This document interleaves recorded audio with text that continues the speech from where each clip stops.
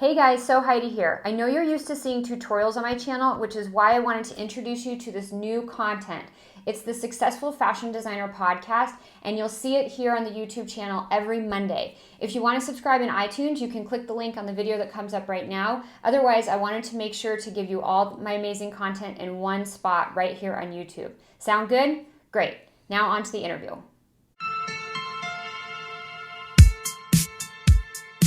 Hey everybody, this is Sew Heidi and you're listening to the Successful Fashion Designer podcast. We all know that the fashion industry is brutally competitive and it takes loads of hard work to get ahead. The problem is that everyone's secretive and tight-lipped about their ways. After working as a designer and educator for over a decade, I wanted to help break down those barriers and bring you valuable knowledge from industry experts, and this show is exactly where you'll find that. Whether you're trying to break into the fashion world, make yourself more marketable, launch your own label, or become a successful freelancer, we'll help you get ahead in the cutthroat fashion industry. This is episode 2 of the Successful Fashion Designer podcast, and today I'm chatting with Melissa Mendez. After experiencing what she thought was a heart attack while working in the corporate fashion world for over 10 years, she realized she needed to make a big life change. Over 2 years ago, Melissa started freelancing and built her own design agency. In this interview, she shares how she used her industry network and cold email pitches to get new clients, including a $15,000 contract from just one email. She also shares with us the exact email formula she uses to do this. Before we jump into the interview, I want to remind you of the free templates, tutorials, and resources I've created to help designers like you get ahead in fashion. You can find all of them on the Successful Fashion Designer Network at sfdnetwork.com/free. To access the show notes for today's episode, visit sfdnetwork.com/2. Now, on to the interview with Melissa. Welcome to the Successful Fashion Designer podcast, Melissa. Why don't you start by introducing yourself and letting everybody know a little bit about what you do? Cool. Well, thank you for having me, Heidi. My name is Melissa Mendez of Melissa Mendez's Design Studio, and I have been in the apparel industry for over 10 years, well, in the corporate capacity, and I've been running my design studio for 2.5 years. Awesome. So I want to talk, you transitioned from the corporate world to the freelance design studio world, working for yourself.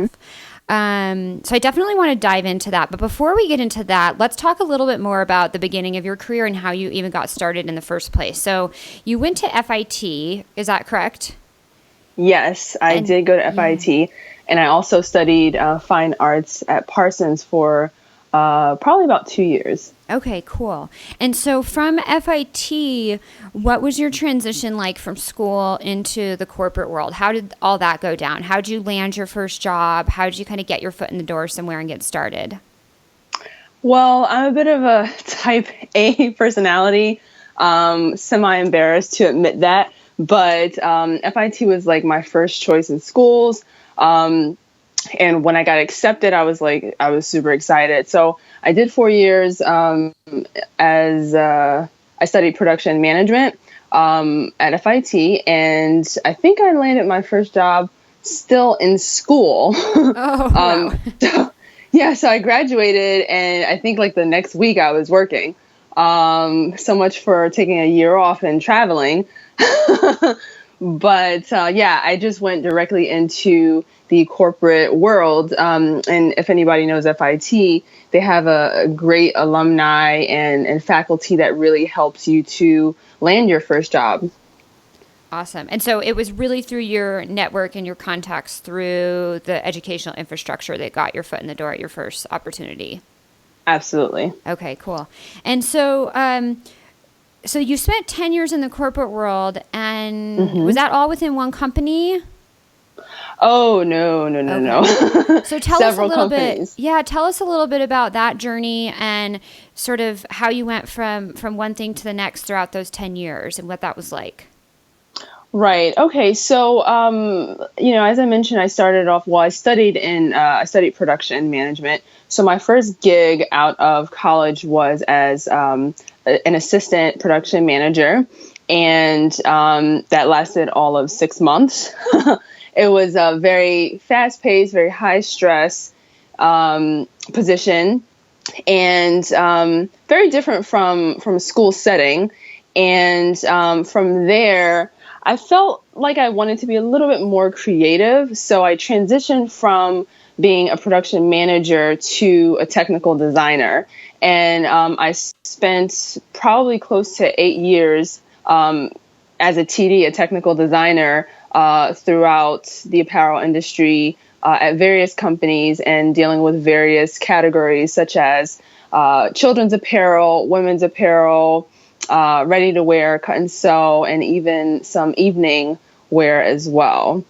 So basically the idea for me was to climb the corporate ladder and to definitely get as much experience as I could,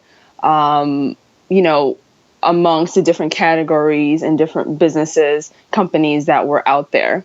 So you, like, in your mind, you said, I just want to get like a broad experience base within different sectors of, I mean, and you focus on technical design, but within different children's, women's wear, different product channels. And how did you, I mean, because one of the things I think can happen really easily is that designers can get very pigeonholed in what they do. And so you not only went from, okay, I studied production management and that was my first job. And then within 6 months, I decided it wasn't the best fit for me. And you transitioned into technical design. You then took that and you ran with it, working at a variety of different brands. And like, how were you able to say, you know what, this is not my focus anymore. I want to pivot a little bit. And how were you able to secure some of those opportunities when maybe that wasn't exactly what your background was? You didn't have that on your resume. You didn't have that in your portfolio. How did you grab some of those opportunities? Right. Well, I would like to say it was one key fits all, but it was good old fashioned hard work and determination and just kind of rolling with the punches. When you're at any job or in any career, you definitely you communicate with other people, you speak to your peers, you also speak to people who've been in the industry for a little bit longer than you have, and you get advice, you get feedback. And, throughout the years, me having a lot of that, I kind of determined that this is something that, I can make tweaks here or there.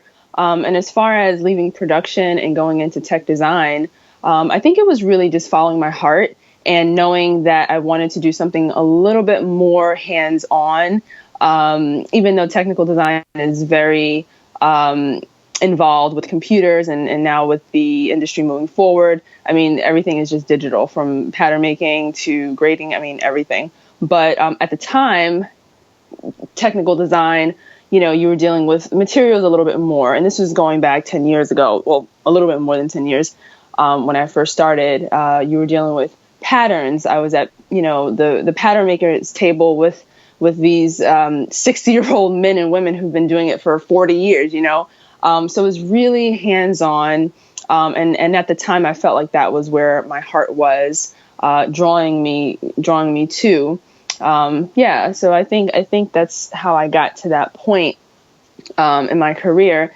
And there was another point that was somewhat of a pivotal moment when I just kind of felt like my heart was calling me to do something bigger and grander and just to kind of be more creative. I think it was maybe year 5, I want to say. I was working at a children's apparel company, and the amount of, I want to say, stress and workload and just feeling a bit detached from what I thought that I wanted to do and where I thought my heart was leading me, I had a huge anxiety attack. And when I say huge, I mean, like, I thought I was having a heart attack. And, I had to go to the hospital and have all these tests run. I couldn't breathe. It was just one of those, experiences that really kind of like slaps you in the face and says, like, wake up, do you want to continue like this? So from having that experience, that anxiety attack, I started, really examining myself, examining my heart, trying to find like a purpose. And I know that's like super cliche, but for me, it was a reality and something that I still live by. Another cliche, I started doing yoga and meditation. And I say that, jokingly, but it really did save my life. And, to this day, I still exercise those principles in my everyday life and with clients. But I love fashion. I always have loved fashion. I always will. I definitely invested a lot of my life in that industry. But I think that at that point, I was awakened to the fact that I want to use my skills in a different capacity for something a little bit more self-fulfilling. Which was starting your own design studio and not working in the corporate space, correct? Right. And so, okay, so you had this like huge wake up call, like literally like a slap in the face of like, what is going on? I mean, you say I had like such a big anxiety attack. You thought you were having a heart attack. Like that's pretty intense. And so it really makes you reevaluate everything that's going on. And so from there, like what were the next steps you took to say, I want to leave this role in the corporate world. It's not what's in my heart. It's not meant for me. And I want to start my own design studio. I want to do something for myself. Like if you're talking to the listeners out here, and they're maybe this is resonating with them, they're stuck in some job that is really not fulfilling them. They're like, this corporate grind is not for me. I want to start freelancing. I want to start my own design studio. I want to do something more independent. I'm entrepreneurial type a little bit more. Like, what are some of the action steps you took to help you transition from that to this completely different setup? Right. Awesome. All right. So, okay, the anxiety attack, well, let me just say this is in no way a bash to the fashion industries. But anybody who's like in the industries knows that it can be pretty intense. I mean, I work with companies that, people have actually had heart attacks in the office. One lady like passed out in the middle of the hallway. I mean, wow. It wasn't just me experiencing this. It was that's just sometimes the nature of the beast. And I was young and didn't really know how to, deal with certain things, certain pressures at the time. So I think that definitely contributed to me having that experience at the time. So to go back to your question, what I did was, I love podcasts, I love reading, and I feel like I've also, I've always had this entrepreneurial spirit within me since I was, really young. So I just started trying to educate myself as much as I could through tapes and seminars and podcasts and all of that and blogs and books to really find out the course that I wanted to take. And I knew that I always wanted to be more creative. I have a very creative background. As I mentioned, I went to Parsons and that was just always something that was very true to my heart, being creative. So I think around year 10 or so, I was like, screw this. I mean, I didn't use those words, but I was like, screw this, I'm leaving. And so I devised this like grand master plan to freelance and to take a course, a continuing ed course at FIT, which I had done throughout the years because I just love FIT. And so that's what I did. I put in my 2 weeks. I was working for a huge company at the time, Macy's. You probably have heard of that. And so I put in my 2 weeks and I started freelancing. I had built some, connections throughout the years. And also they have some really phenomenal freelance agencies that you could, go through to kind of get your feet wet and obviously get some income coming in. I live in New York City, so it's very expensive to live. So I knew that if I was going to quit my job, I needed something to, supplement my income while I figured out what I wanted to do. So I did that. I started freelancing. And like I said, I went to FIT, took a course, and I just felt like my fire was like reignited. I felt alive again. And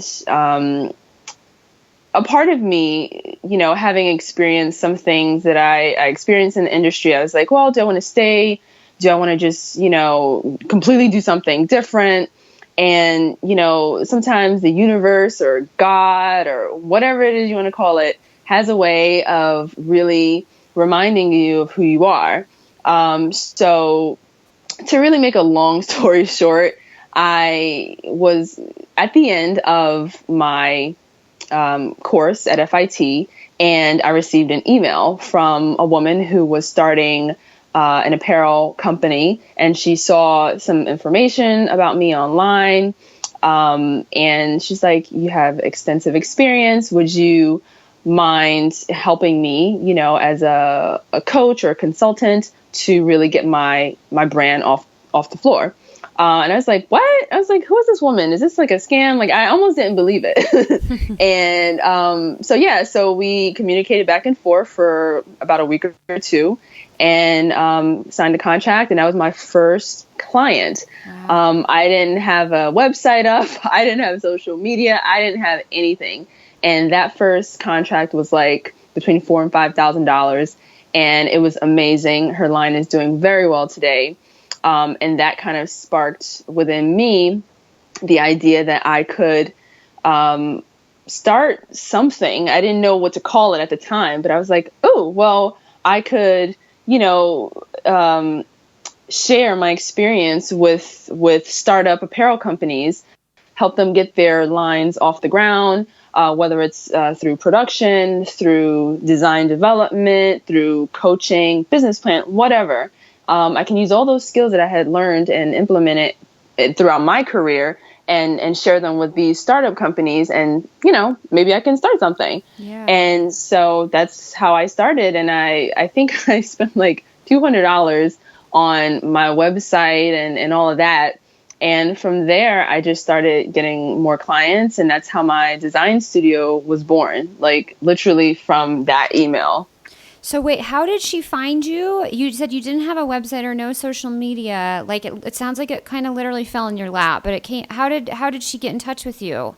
She found me through LinkedIn. Ah, okay. Okay, yep. Interesting. She found me through LinkedIn. So you had your profile updated with all your experience, and somehow she tripped over that and sent you a contact, and that was it. And that literally was it. Okay. It was crazy. Yeah. And I was like, I want to say a step away from leaving the industry. So it was a beautiful aha moment. And I realized that, I could still be in the industry, but I could be here on my own terms at a capacity that I feel comfortable with, and, create my own schedule and things like that. So that's what I've been doing for the past 2.5 years. And I had a son, so that makes things even more amazing. Yeah, that you get to be home with him more. Yeah, exactly. Yeah. Okay, so you got your first client through LinkedIn, and then that was like an amazing win right at the very beginning. And then from there, you said, okay, I'm going to invest a little money. I'm going to put up a website. And from there, how'd you grow? How'd you get more clients? I mean, okay, you had your website set up, but then logistically, like what, it's nowadays it's like, okay, I can spend $12 a month on Squarespace and throw up a website. But for people to find it, for people to inquire through that, it doesn't necessarily happen super organically. So how have you strategized growing that portion of your business, getting more clients to your website, getting more inquiries for work, landing more contracts? Right. So during that class that I was taking, I met a woman who she worked exclusively in the freelance world. And I'm like, how are you eating, dude? Like, for real, this is New York City. Like, how are you living? Like, I was so curious. So she, I guess advised me or put me through, this like networking thing that she was doing, which is basically like going to events, telling people what you do, getting their contact information, and then, seeing if it's a right fit to work with them. So initially, that's how I got clients, through that, like, old fashioned networking, word of mouth, contacting people that I had known in the industry, like, hey, like, this is what I'm doing. Do you know anybody who needs, these services, technical design, print, surface design, and also coaching for startup apparel companies. So from there, I got, my first slew of clients, and I was still freelancing at the time. So I want to, say that because, it was definitely a process to build up the clientele that I have now. So I actually freelanced for about 7 months to a year, the first year of my design studio, while I worked on, developing a pitch. I worked on my email marketing, specifically targeting companies that I felt like was a good fit for what I was doing. So I have extensive background in children's apparel and women's apparel. So I targeted companies that was like in that space, and my business grew from email marketing. And that's how I sustain it today. I have some referrals and also email marketing. Okay, cool. So I want to back up really quickly just to clarify, because depending on what industry people work in, or depending on what geographic location you're in, the term freelancing can mean very different things. Mm-hmm. But in New York, in the fashion industry, it means something pretty specific. So tell us what that means, because on one level you could say I'm freelancing, which to some listeners might sound like I'm working with clients, I'm totally doing my own thing, mm-hmm. versus in the New York fashion scene, saying I'm a freelancer is a totally different thing. Right. So when I say freelance in New York City, I'm referring to, going into an office Monday through Friday, most of the time, from 9 to 5 or 6 or 7 or 10, or midnight, and basically working as a support role for that business. So like if I were to freelance today as a technical designer, they would want me to come in at this time and that time and basically support the current technical designers who are full-time there. Mm-hmm. So you're going into an office on a full-time, like 40-hour a week type of a situation, more or less. And you're not really, you're not really like, oh, well, I'm going in for a 2-hour meeting here or there. Like that's not, for me, that's like being a consultant, So yeah, I hope that kind of clarifies the difference between a freelancer in New York. You're still working that 40 hours a week, right, but you're more of a supportive role within that company. You're not getting any benefits. Right. You're probably making a higher dollar amount per hour, but then again, you're not getting any benefits or any vacation or anything like that. And usually it's within I've done freelance for like 3 or 4 months at a time, but some people I know have done it for 6, 8 months, a year, so it really just depends on the company, where they're at, their business structure, and how long you feel comfortable working, with that company. Some other companies let you work like 3 or 4 days, in the office and like 1 or 2 days remote, whatever. So it really just depends. Okay, so you're freelancing, which is essentially like a full-time job, but you're not getting any of the benefits. So you're still like physically occupied 40 plus hours a week, but you have a base income for that, which is helping with stability. And on the side of that, you're starting to grow your other business and land your own clients, which are more under this like an agency umbrella that you've started. And you mention you mentioned a couple things, like you just you went out to events and you talked to people and you met people and you let them know what you were doing, and you made contacts that way, and you utilized all the resources that you had within your network to reach out and say, hey, this is what I'm doing. Do you know anyone that needs any work done? And that built up a little bit of a base. And from there, you said you started doing some email marketing. So talk a little bit about that, because it's definitely a very powerful tool, but I think one that is overlooked amongst designers who want to get out and go on their own. So yeah, I agree. Tell us about how you started that, and what are some of the strategies you've used to use that tool to help grow your business. So, okay, I think that I guess what I want to say, maybe courage bug, grew within me from, listening to online entrepreneurs crush it, right? I don't know if we can name drop here, but there are quite a few that I really kind of swear by. Sure, share them with us. Pat Flynn, Smart Passive Income, Jeremy and Jason from Internet Business Mastery. I also listen to Myleik Teal from Curlbox. She's the founder of Curlbox.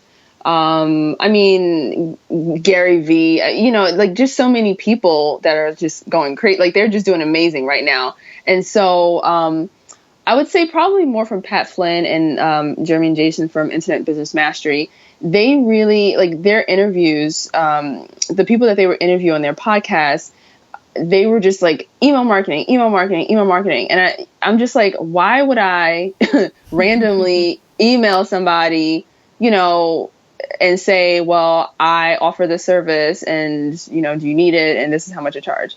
But there are ways that you can do that skillfully, and with finesse and not make it like super cold call, like that type of thing. Mm-hmm. So what I did was, I obviously did a few drafts, a few iterations, and really designed a pitch around who I wanted to work with, and just shared with them my experience in the industry, why I, went out on my own, and what services I could potentially provide to their business if they were interested.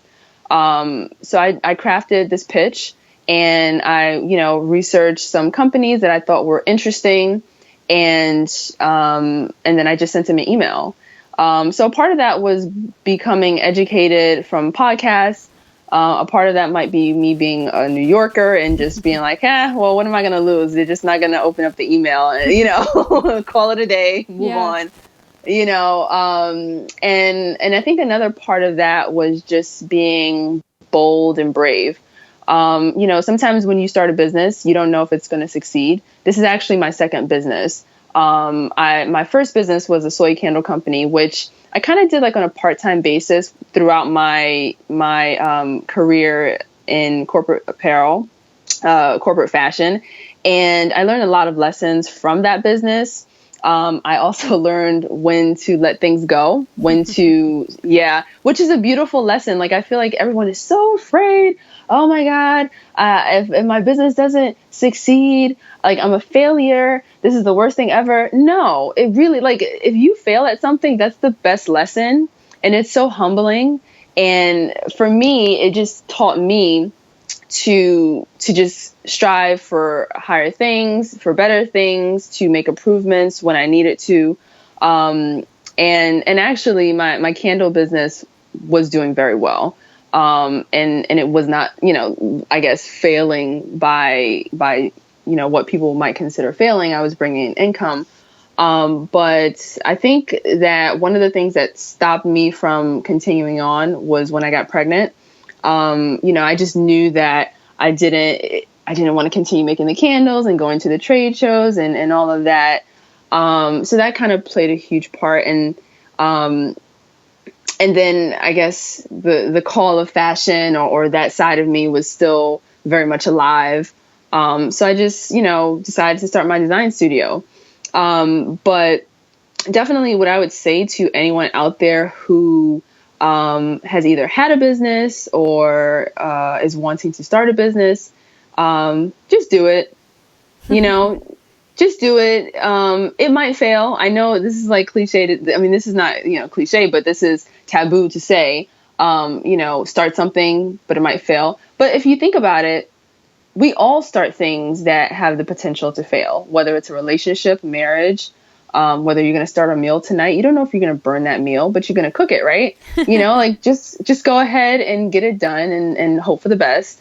And then do the course correction,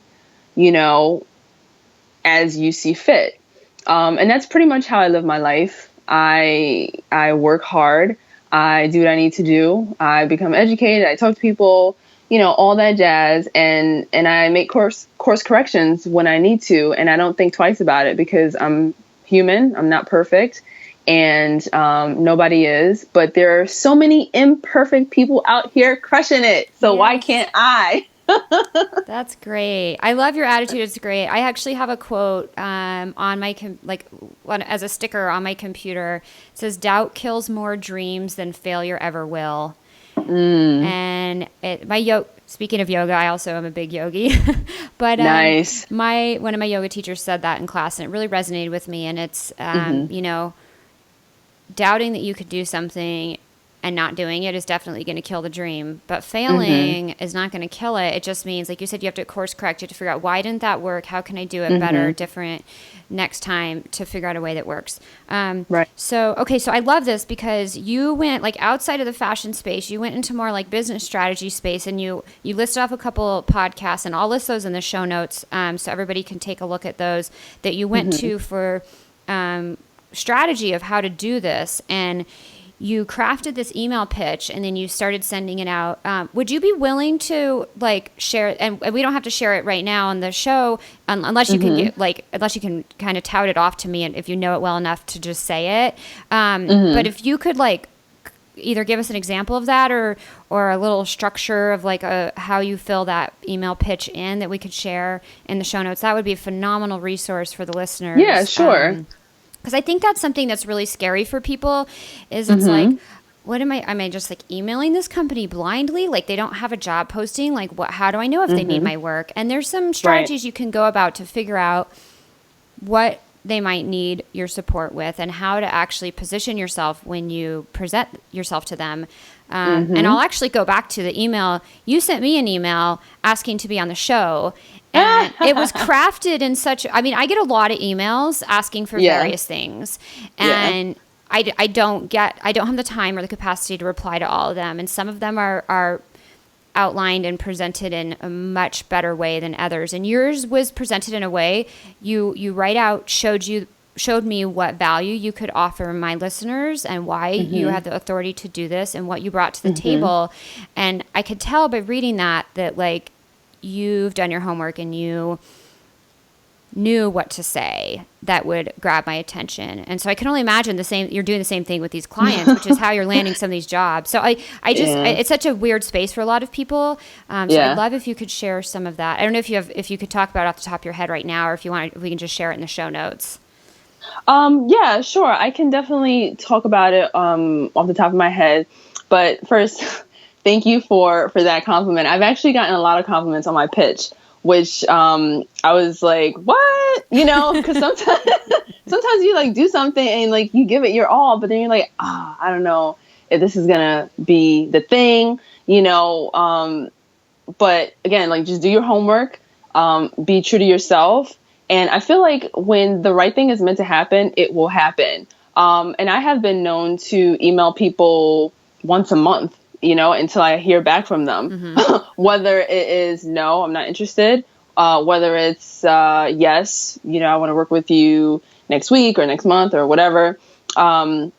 So that's definitely a key to just kind of throwing it out there, is the follow up. When you do send an email, definitely follow up with that person if you don't hear from them. Because oftentimes, you send an email, people like don't look at it, and you're like, oh my God, they don't like me. No, they just probably like overlooked it, or, they got busy and forgot about it.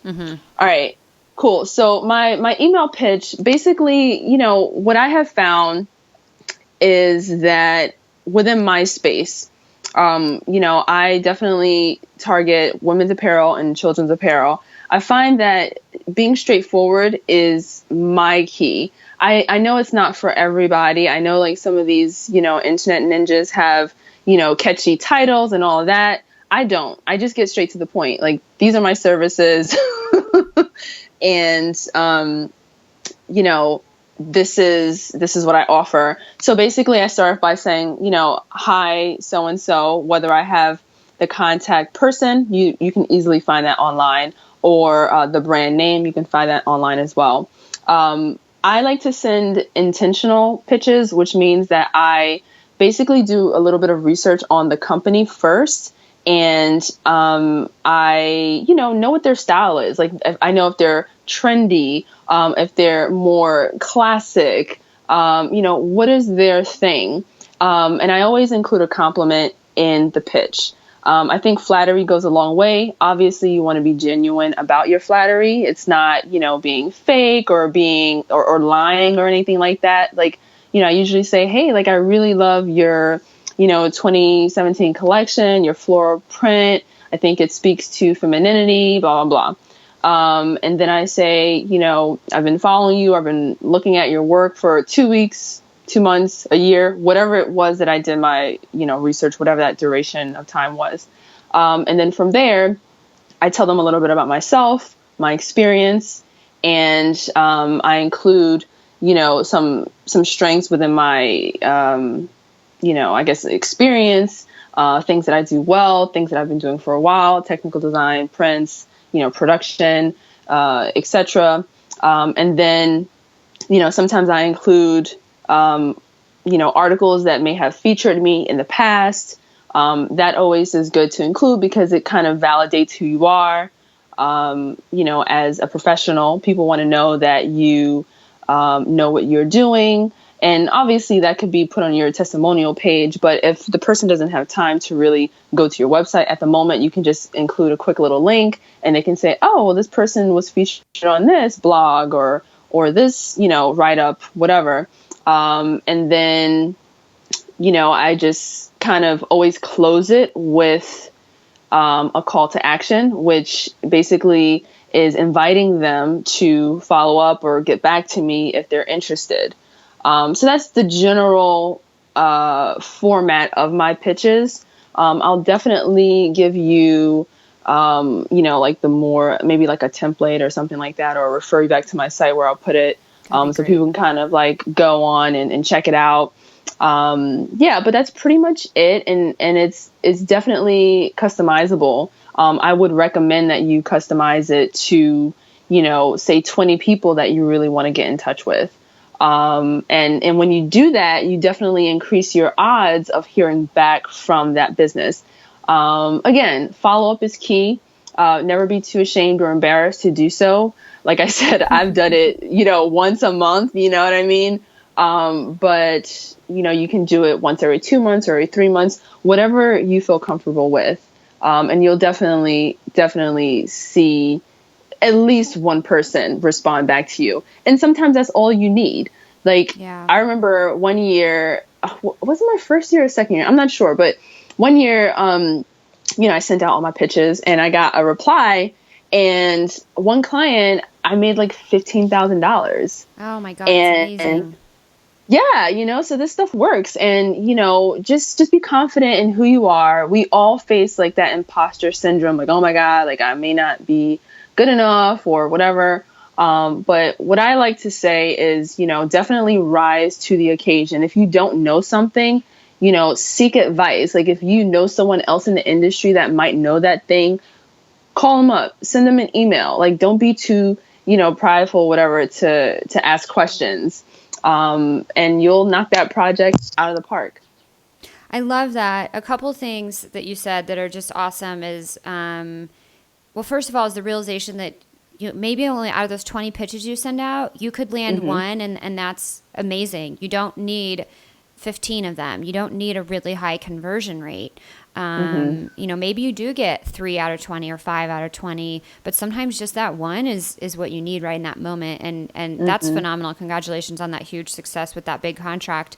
Thank you. Yeah. And then the other thing too, and this is something I've talked with other people about is, I think it gets easier the older we get. I don't know how old you are. I'm in my mid 30s. And I know that the older I've gotten, the easier it is to be humble and ask questions and realize it's okay to not know everything. I think that when you're younger and you first are starting out in the industry, you feel a lot of pressure to know everything. If you ask a question, well, what if I'm going to look like I'm stupid or, right. But that's not the case. It's such a crazy industry and there's so many different aspects that, if you don't know how to do it, be humble and it's okay. Go out and ask how to do it and figure it out. I definitely agree with that. One thing that I would add, probably two things. So for me, I like to surround myself with people who are who are nice people. You know what I mean? So, I think that that's definitely key to surround yourself with people who don't make you feel like an idiot, because we all experience times that, we don't know something. So that's like definitely a huge factor in my life that I use on every scale, whether it's in my personal life and also in my professional business life. Another thing, when it comes to asking questions, I think that sometimes it's not about you asking the question that makes people feel, or me or you feel uncomfortable, but it's the way you ask it. So when I ask a question, I generally start off by saying, I'm trying to think of an example that will be clear. All right, so let's talk about like a hip curve, right? It's like super long, thin, skinny. So you have a yardstick here and you have a hip curve, and you don't know which one is which. So what I would say if I'm going to, and this is like totally elementary, like fashion 101, but if I didn't know the difference, I would go to someone who's senior to me, right? I would bring both of them with me, and I would say, gee, I'm wondering which one is the hip curve. I know that it's long, it's thin, but I can't quite remember which one it is at the time. So then they would point to either the hip curve or the yardstick. Most likely they'll point to the actual hip curve, unless they're playing games with you, which is not too bad. But the point is that I would come prepared, right? I would have the actual hip curve in my hand and the yardstick. I would express that I understand some portion of it, which is that a hip curve is actually long and thin, right? So you have the two things right there in front of you. And then I would then ask the question, which one is it? So that's me coming into it with some type of knowledge of what I want to kind of get out of the situation. I'm not just like coming with a tape measure, like, oh, what does a hip curve look like? And what do you use it for? Like, I think how you position a question definitely tells that person who you're asking that you have some knowledge about it, that you are, how do I put it? You're not just like all willy-nilly about it.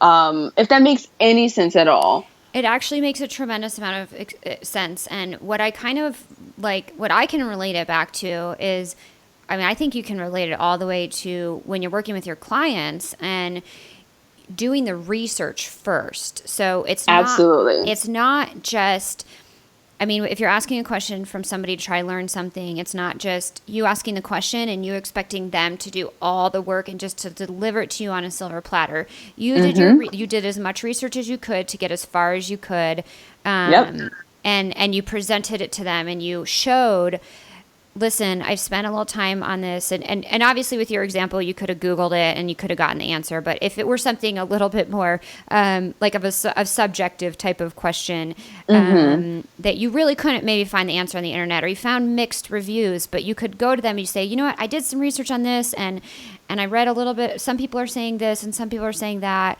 And I'm just curious, like in your experience, what is the best route to go? Because then it shows that you put some effort in, and that's important. It's a two-way street when you're trying to learn. Important. And it's also a two-way street when you're working with your client. Like, you're there to serve your client, and you can't approach them blindly. Like, you have to approach them, like you said, when you send out these pitches, you research the brand. And even if it's only for 2 weeks and they're a new brand to you, you're honest and humble about that, but you do enough research that you can talk to them in a tone and talk about things that are relevant to them, that makes sense. And it shows that you're not just sending this blind pitch out to everybody. Right. Absolutely, 100%. I do know people who do send blind pitches out, and that's a whole nother approach. Yeah. With definitely a lower conversion rate. But I think that as a startup business, or even a business that's been around for a little while, it's definitely important to try out both and see what works for you at what periods. Yeah. I know that, the apparel industry definitely has, ebbs and flows, especially with the development calendar, production, like all of that. So if you're in it for a little bit, you can kind of gauge when certain companies might need certain services. So like if I'm pitching someone for my design studio for the, my textiles and prints and things like that, I would pitch them at a different time of year versus when I would pitch them for my technical design services, because, design and development come way before actually creating that tech pack, breaking down how to make a garment, what are the specs, construction, all of that. And then the production. So strategy, information, knowledge, definitely do your research. It goes far. And going back to the question, going back to, asking questions, I think when you approach someone in that way, you don't feel like you don't feel inadequate at that point. Like you feel like I did this, I did my research, and now I'm going to ask for a little bit more help, and that's okay. Yeah.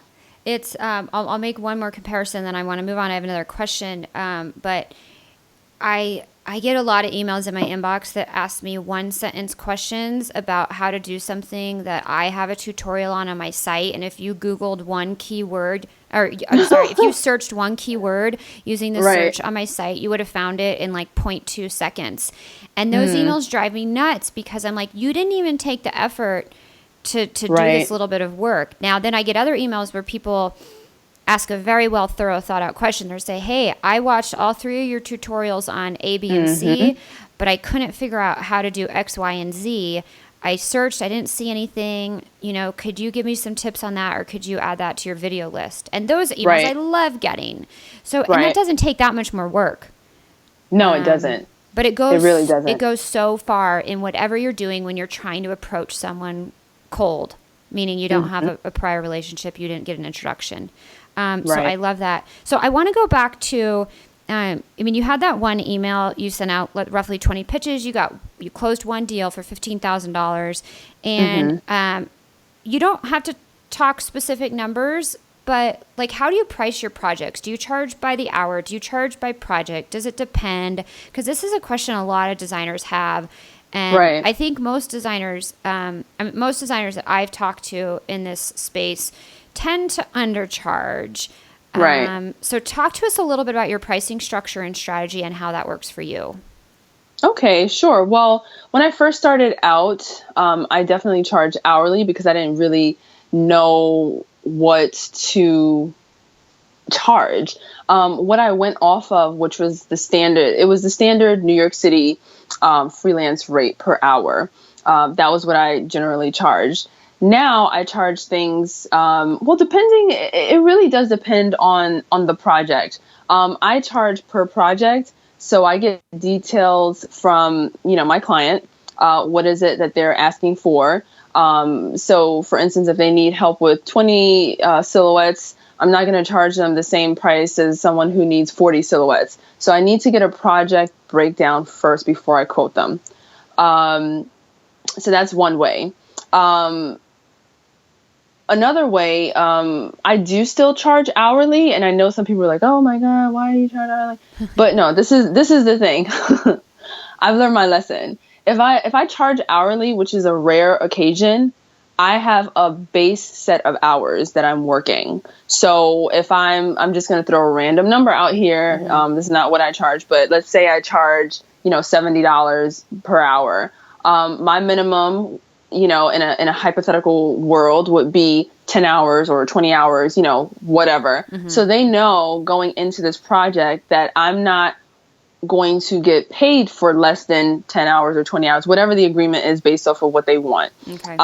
So that sets a base price for me. And even if I do work, like, let's just go off of, the 10-hour thing. If I work 7 hours, you're going to be charged for 10 hours. That's just the understanding that we have. Now that I'm a little bit more experienced,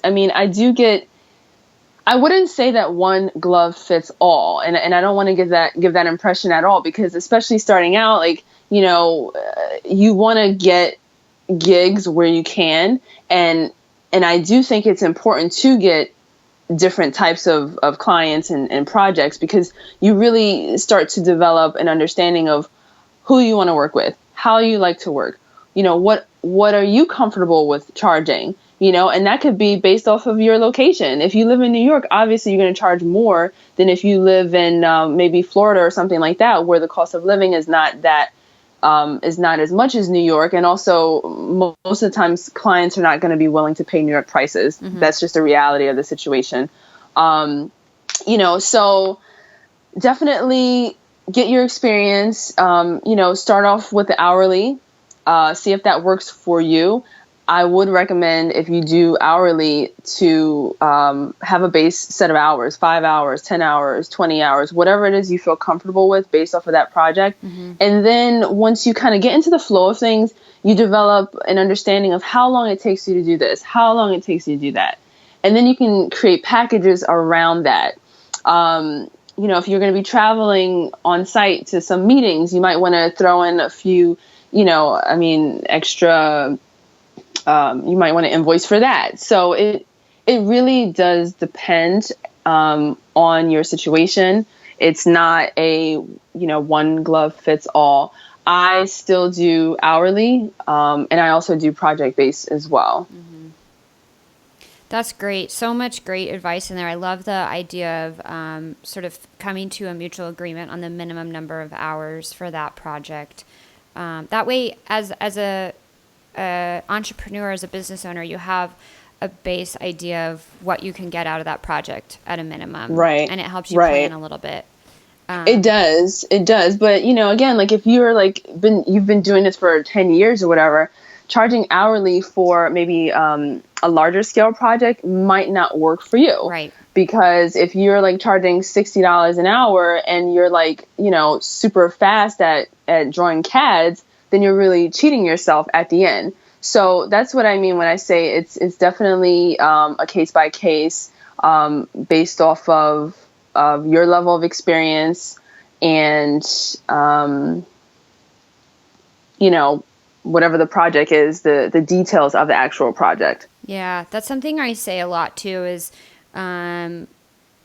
you sometimes charging by value, meaning charging by project, it can be a better route to go because let's say you're really fast at doing graded specs or you're really fast at tech packs, you're really fast in Illustrator. You can only charge so much per hour to do that work. But if you charge a lump sum price for that project, the client doesn't need to know how many hours it took you because if you're really fast, they're really paying for what they get. And the reason you're fast is because you've spent time and years and energy getting fast and getting good. Absolutely. And you're getting rewarded for that in the long run, which is where you can get cut short on the hourly rate. So I totally, I agree with you. And I tend to go more project-based as well because of those reasons. That is awesome. So many actionable steps here. And I'm really excited to check out the email template that you're so generously willing to share with everybody. So that will definitely be in the show notes as well as links to the podcast and your website and all that stuff. I want to close with the question I ask everybody at the end, and it tends to stump people. So feel free to think about it for a second. But what is one question that you always wish people would ask you about working in the fashion industry, but never do ask? Awesome. Well, that's a great question. So one of my more recent coaching clients, I'm working with this startup apparel company, and they are looking to develop their line. They have no fashion experience whatsoever. And one of the things that they always think, like you said, is that I am in stilettos every day, all day, running around the city with my latte in my hand, full face makeup, all the Chanel perfume. And sometimes that happens. I will say sometimes that happens, but 90% of the time I am in my PJs at home with milk from my son, all over myself. And it's very technical. It's very technical. I am on the computer a lot, whether it's creating, technical packages, tech packs, specs, working on a computer system with grading, whether it's doing CADs, it's work. Let me just say it's work. I go to fashion shows, not a lot. A lot of people are like, oh, do you go to fashion shows like every season? And no, I don't. I go, but not every season, and not, it's just a lot of work. But if you love it, it'll be the right work for you. And one thing I tell all of my coaching clients is that you got to put the work in. Like, nothing is going to fall from the sky. Mm-hmm. And you will have your glamorous moments, and that's fun. Just like sometimes you'll see on Instagram, someone's like on the beach and, with the margarita. That's fine. But is that their everyday life? No. So definitely being a realist, I think that gets you through the challenging times, like dealing with your bookkeeper and your accountant and getting taxes out and and all those things. So I mean, I hope that answers your question. I guess what I would say is that if someone were to ask me, is fashion how it looks on TV or something like that, I would just say no. No. Yeah. I got such a great visual of you running around the city in your stilettos with your latte. Yeah, it happens, but not frequently. And my feet kill me after that. I'm like, oh my God, why did I do that? I love that. Yeah. Okay, Melissa, this has been so great. So tell everybody, where can people find you? Awesome. Well, they can find me online at melissamendesdesignstudio.com. I also have a podcast that I started recently, which is called womencraftingsuccess.com, where, women entrepreneurs from all different backgrounds can come and gather around and just get information in a way and in a language that women understand. That's great. I'll definitely put links to both of those in the show notes as well. Awesome. All right. So, and then to just wrap it up, is there anything else you're working on that you'd like to share with everybody?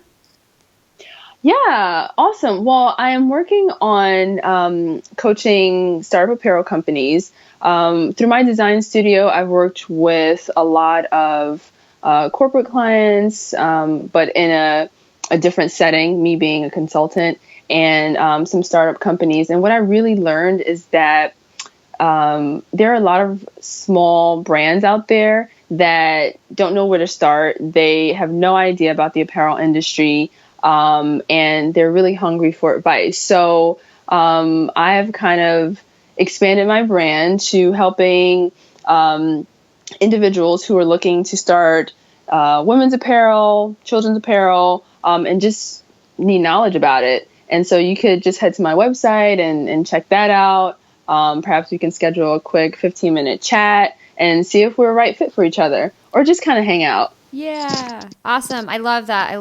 And it's such a great space you're filling and working with these brands. There's so many amazing designers out there that have all these awesome ideas, but need a little bit extra support when it really comes to the logistics of getting something off the ground and into production. Right. And you have such a great breadth of skill and experience in that. So yes, everybody, again, that link to Melissa's site where you can find out more about who she is, what she's doing, and how she can help you will be in the show notes, melissamendesdesignstudio.com. Thank you so much, Melissa, for chatting today. This has been phenomenal and such a great treat having you on. And thanks for sharing all the awesome insights for everybody to take away and implement in their own careers.